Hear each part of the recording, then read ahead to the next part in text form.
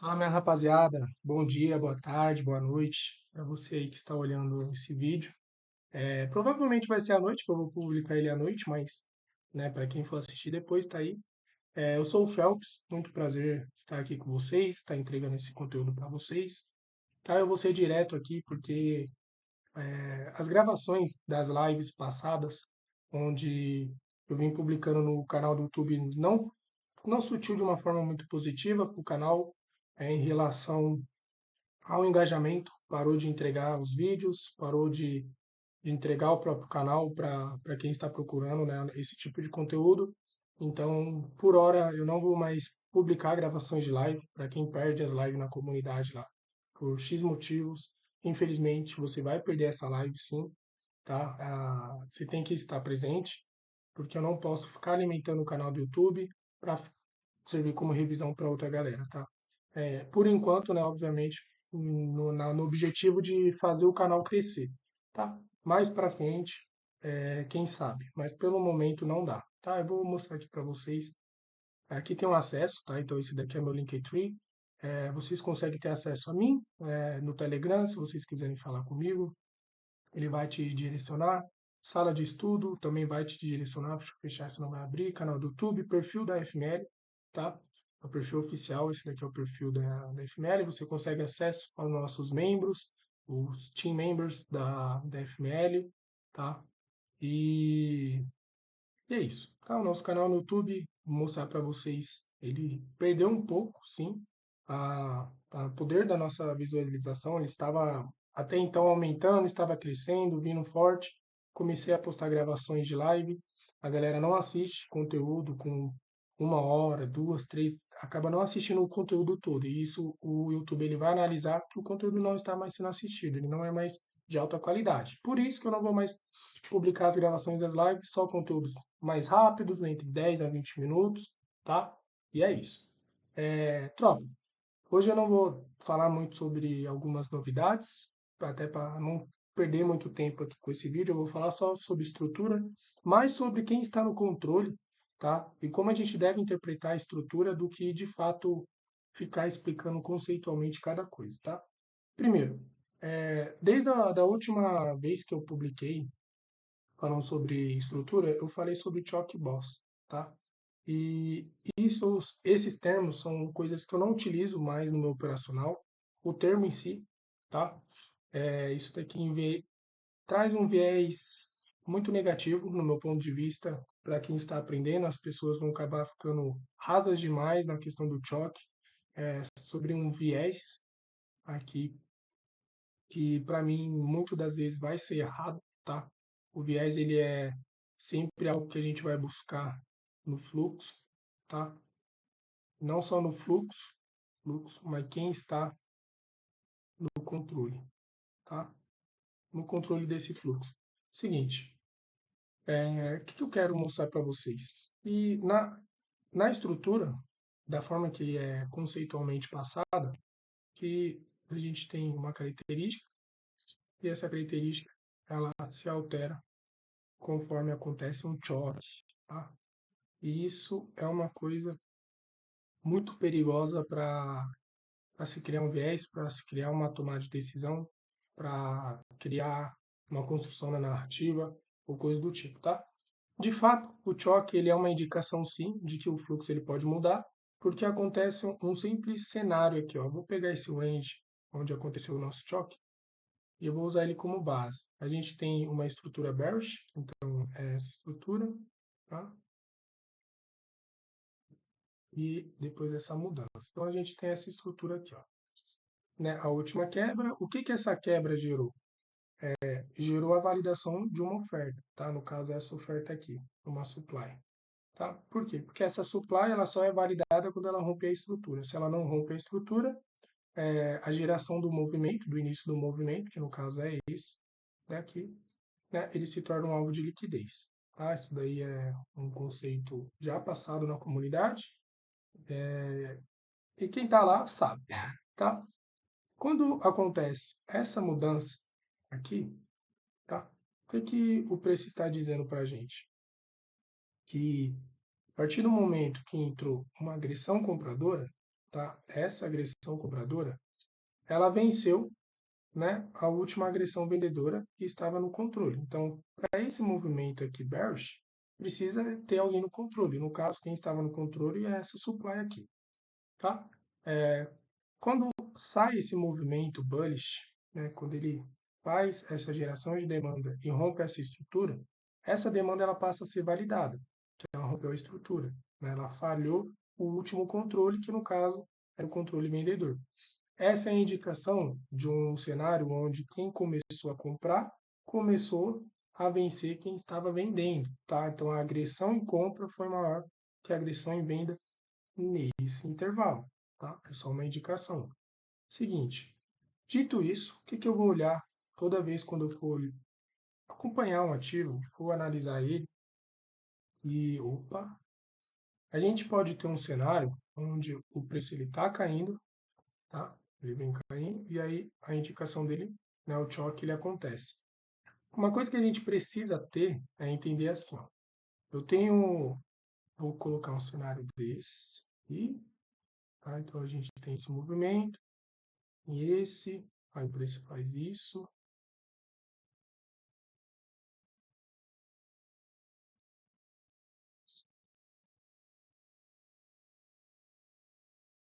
Deixa assim, esse daqui maior.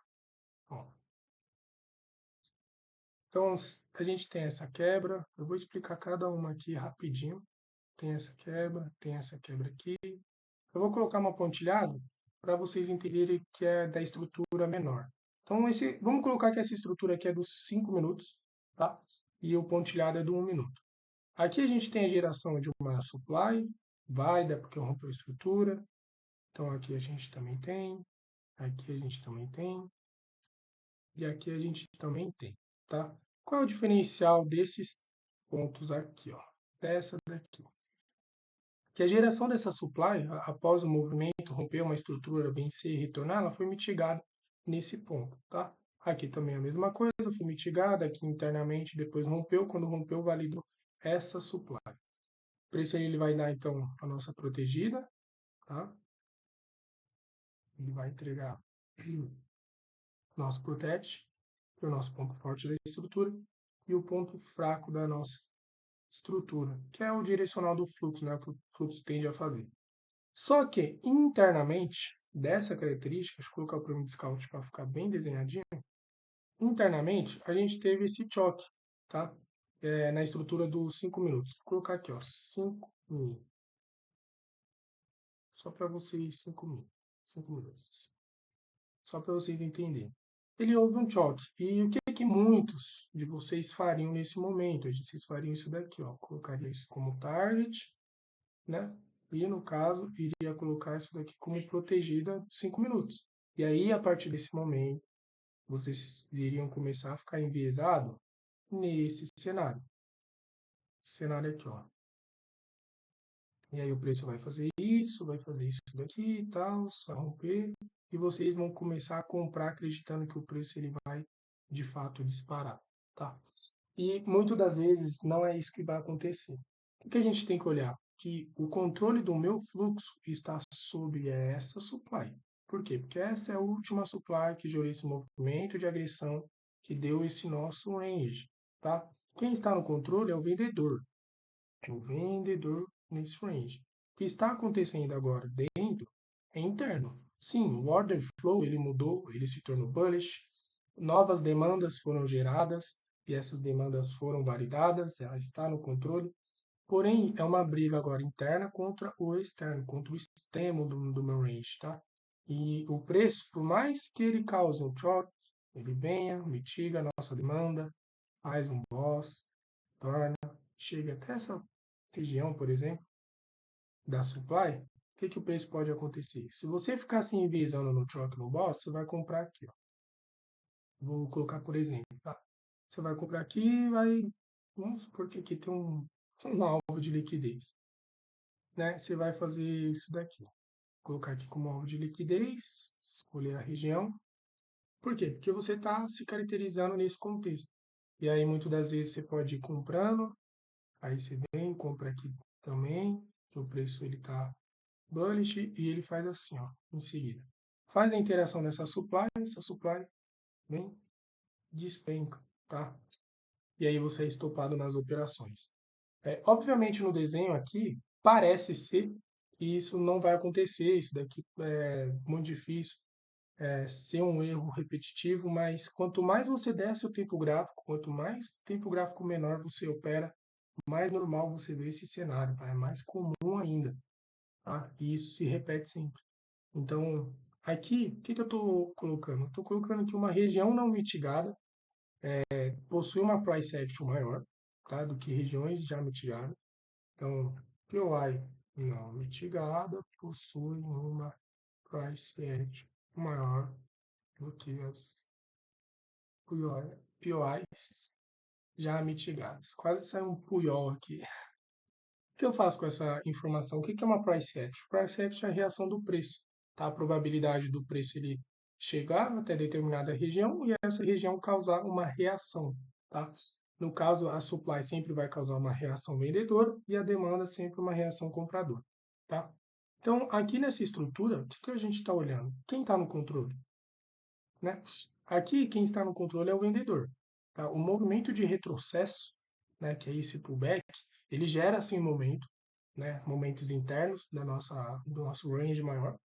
Ele valida assim demanda, valida quebra, valida todo o cenário. Mas a gente tem que entender que a gente está trabalhando sempre em etapas. Movimento de expansão, tá? Movimento, a partir desse momento aqui, de retração, o nosso pullback.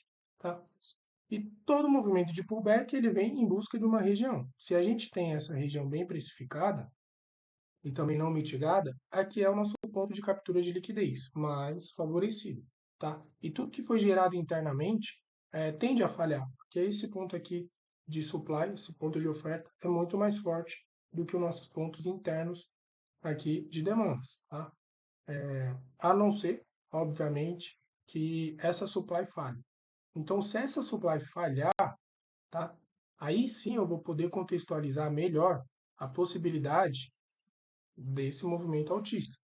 O que aconteceria se essa supply falhasse? Tá? E a gente já tem o quê? Choque, boss, já tem basicamente uma estrutura do M5 publish, tá? Mas a gente está colocando sempre na questão do controle. O que aconteceria? A supply falhou, tá? Para quem saiu se posicionando, por exemplo, nesse ponto aqui, e colocou um algo mais acima, ou até mesmo, né, nessas regiões, mas vou deixar assim. Para quem colocou essas operações e a gente teve esse rompimento dessa supply, mostrou que a geração de demandas nesse cenário, tá? Geração de demandas nesse cenário aqui foi maior, tá? A agressão nas demandas foi maior do que a agressão em vendas nesse momento, que gerou essa mudança. Quando rompe essa estrutura, aí sim a gente teria, de fato, de uma do nosso choque estrutural, né? Que seria a perda de um controle para a entrada de um novo controle. Tá? O que a gente tem aqui? Nesse contexto, a gente tem a geração de choque boss sem captura de liquidez, sem a pré-mitigação. Tá? Isso é muito importante também para a gente contextualizar os cenários. Então, aqui, o que eu quero? Ó? Eu quero sempre a perda de um controle, tá? De um fluxo, para poder validar a minha probabilidade na mudança do fluxo da estrutura. Então, se eu não tenho esse rompimento dessa supply, se eu tenho um movimento até aqui, a price action dessa supply, a price action, é provável dela causar esse movimento. Tá? Se ele falha no rompimento, como a gente não tem a pré-mitigação, o que seria a pré-mitigação? Para validar um choque, o choque ele precisa vir com uma pré-mitigação. Então, o preço ele vem de uma estrutura, faz um pullback. Ao chegar nesse fundo aqui, ele não rompe, ele só vai com o pavio, faz assim com o pavio, e depois ele muda. Então, aqui a gente tem o boss da estrutura, seria, né, a continuidade de um fluxo. E aqui a gente teria um sweep. Eu vou colocar assim, ó, sweep. Eu sempre coloco como uma setinha. Tá? Esse sweep, ele faz essa quebra estrutural, então ele validou melhor ainda o que essa indicação, tá? Mas para eu poder só validar melhor ainda essa indicação, ó, a partir do momento que ele rompe essa estrutura, a gente tem a validação da POI. A partir do momento que a gente tem a pré-mitigação, a gente tem a validação do choque, tá? O que que vai deixar esse cenário mais confortável? É o último controle, que no caso é essa supply, falhar. Então precisa falhar. Se não falhar, eu ainda estou nessa probabilidade. Tá? Normal. Ainda estou nessa probabilidade. Se falhar esse controle, houver rompimento dessa região, aí sim eu tenho uma alta probabilidade do preço se tornar bullish, tá? Só que falhou essa supply. Então ele quebra o choque aqui, né? Ele rompe essa estrutura aqui. Então aqui eu vou colocar mais como, vou deixar assim, ó, como liquidez, porque a gente só está olhando o mesmo tempo gráfico, tá? Não vou ficar falando muito de outros tempos gráficos, só basicamente aqui e bem direto na nossa questão estrutural. O que que o preço precisa fazer? O preço ele precisa fazer um movimento de pullback. Ele precisa vir testar essa demanda, que ela é a geradora, tá, desse movimento. Não obrigatoriamente ele precisa vir testar o extremo, tá? Ele pode tranquilamente, vou colocar aqui protegida, ele pode tranquilamente mitigar uma região melhor precificada no nosso range, então seria a zona discount nesse cenário. Ó, zona discount, mas ele precisa de fato mostrar que essa intenção está no controle. E como que ele vai mostrar? A partir do movimento de pullback, ele chega, retorna, mitiga a demanda e a demanda ela não falha. Ela falha a supply, mas após o movimento retornar até ela, ela não falha a sua geração original, que foi desse ponto a esse ponto, tá? O novo range. A partir do momento que ele rompe, que ele rompe não, que ele mitiga a região e ele começa a alinhar, ok, eu tenho agora um bom cenário, né? Eu tenho uma indicação que valida o choque, eu tenho um rompimento, né? Que o rompimento nada mais é, a pré-mitigação é o que? A liquidez que estava nesse ponto, ela vem, ela é consumida nesse movimento, né? Como ele não fecha com o corpo, a gente vai considerar o pavio, então a transferência dessa liquidez ela vem para esse momento, tá? Para essa agressão aqui. E é isso que a gente quer, essa agressão, essa mudança na liquidez, transferência da liquidez, no caso, que na geração dessa demanda fale essa supply, tá? A indicação interna, né, independente se ela foi no extremo ou se ela foi internamente, ela só vai ser validada de fato, a gente só vai passar a considerar quando o fluxo quebrar o fluxo passado, tá? Por isso que eu não fico enviesado em choque, porque se eu tivesse aqui um fluxo vendedor, né, a liquidez vendedora muito agressiva, ao ponto dela não falhar essa estrutura, ela chegar a mitigar essa região e continuar bearish, né, eu não vou comprar de forma vazia, vamos colocar assim, na questão do termo, né? Poucas indicações, simplesmente venho, compro aqui, porque houve esse choque, aí eu vou acreditar que o preço vai buscar essa target, mas vou colocar essa target, colocar essa estrutura um pouco mais baixa aqui para eu mostrar para vocês. Aqui, ó. Dessa forma aqui, ó. Né? Então, o preço, tchau para você, tchau, tchau.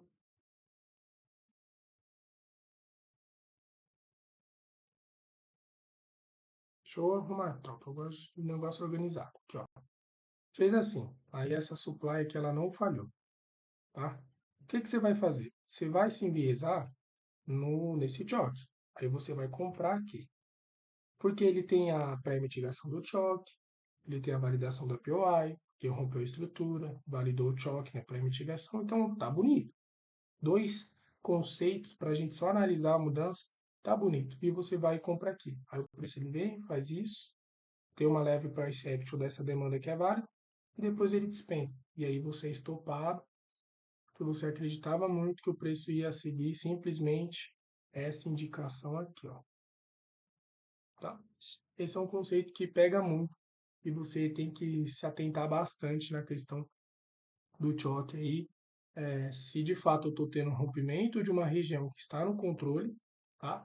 Ou se eu estou simplesmente tendo um rompimento para mitigar essa região e depois continuar o seu fluxo original, seu fluxo da sua entender, da sua intenção ali, que no caso era bearish. O preço ele vem, ele muda seu cenário, ele mitiga a região, tá? Uma price action. Se ele não rompe esse controle vendedor, significa que quem está vendido aqui está depositando mais saldo e está mais agressivo do que esse momento. Se o preço ele não consegue falhar, foi porque quem estava vendido aqui está muito mais agressivo em quem começou a comprar aqui para esse movimento, tá?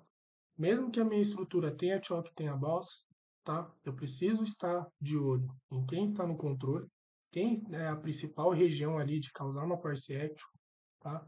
E como o preço vai reagir após chegar a essa região, beleza? Então, basicamente no controle da estrutura é mais ou menos isso. Mais ou menos não, é isso, tá? Regiões quando já vêm sendo geradas e mitigadas possuem uma price action menor, porque parte dessa liquidez ela já foi consumida, né? O preço ele gera liquidez nesse movimento, então ele agride o mercado, vende, retorna no pullback, parte do que ficou aqui da liquidez na geração do movimento bearish é consumida, novamente transferido, retorna, consome e aí entrega. Né? Então, essas regiões aqui possuem uma price action menor, porque parte desse capital ele já foi consumido. Né? Quando a gente tem agora numa região como essa, não mitigada antes, o preço ele vem, entrega o movimento, a price action dela é maior. Tá?